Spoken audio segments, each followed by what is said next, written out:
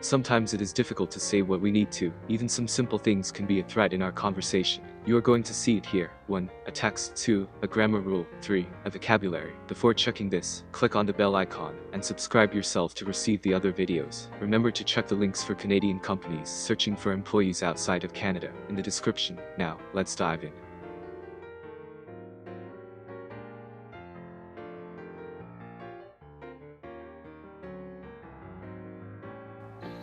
One. Memorial Day and grammar. Memorial Day is an American holiday that honors the memory of people who died while serving in the U.S. military. This year, it will be celebrated on Monday, May 31st. You might read or hear about Memorial Day ceremonies in the United States. The American president, for example, often gives a speech.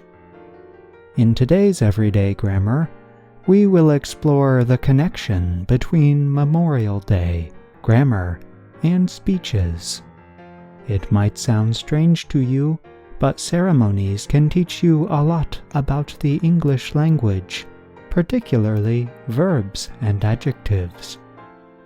Let's start our report with part of a speech given by former President Ronald Reagan in 1984.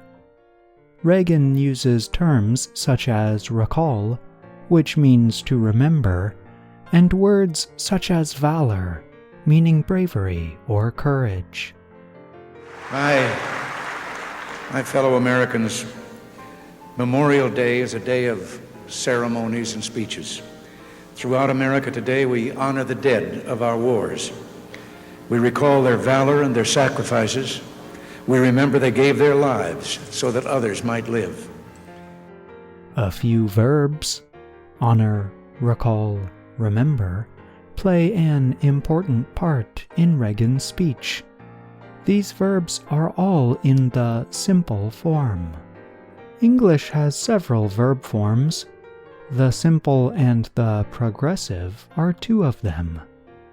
English speakers are more likely to use the simple form than the progressive form, particularly in speaking.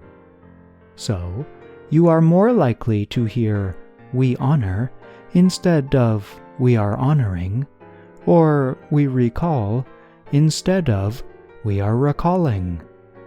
Specifically, Reagan used what is called the simple present, the simple form of the verb in the present.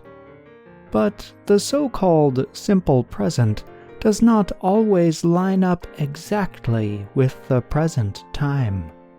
Reagan uses the simple present to describe something that is generally true about Memorial Day. He is not exactly talking about only the present moment in time. This idea is somewhat difficult, and it raises an important issue. English verb forms, sometimes called tenses in grammar books, do not always cleanly line up with exact points in time. Another Memorial Day speech, given in 1914 by former President Woodrow Wilson, can teach us about some of the language choices American presidents often make when giving speeches. Wilson suggested that Americans are sometimes known to be careless in their choice of words.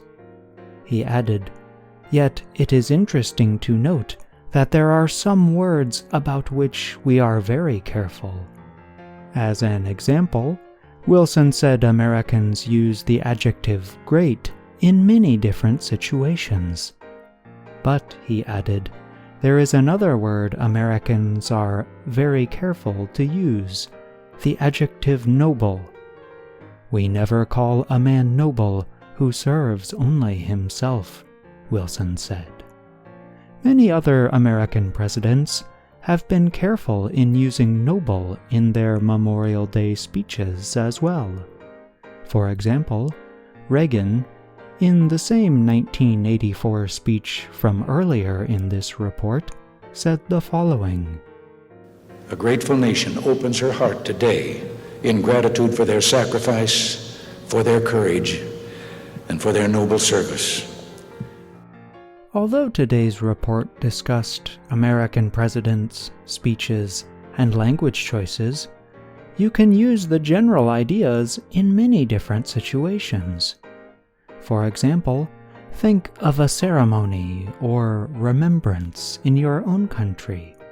Think about what kinds of verbs and adjectives speakers of your language use in that situation. Then compare your own language to the kinds of choices that English speakers might make. And although the idea of Memorial Day is serious, you can use some of the ideas you learned today to talk about fun, light-hearted celebrations.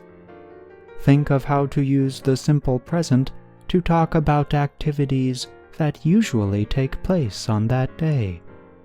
And think about specific adjectives that are correct for the event. I'm John Russell.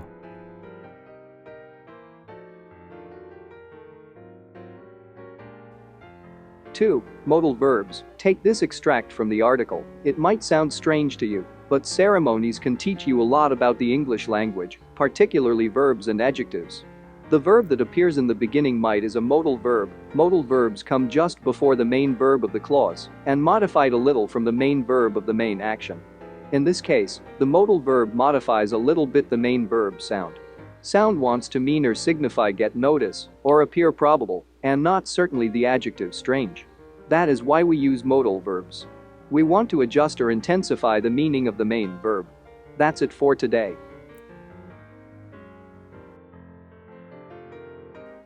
Three, words in this story. Courage, the ability to do something without being afraid. Progressive, grammar, a verb tense that is used to refer to an action or a state that is continuing to happen. A progressive verb form in English consists of a form of the verb be followed by the main verb's present participle.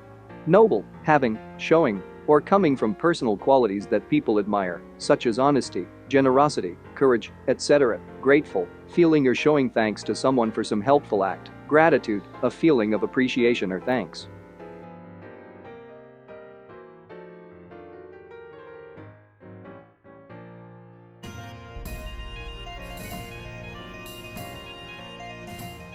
Use the comments to write your questions. Pretty soon, you will see what we have to say.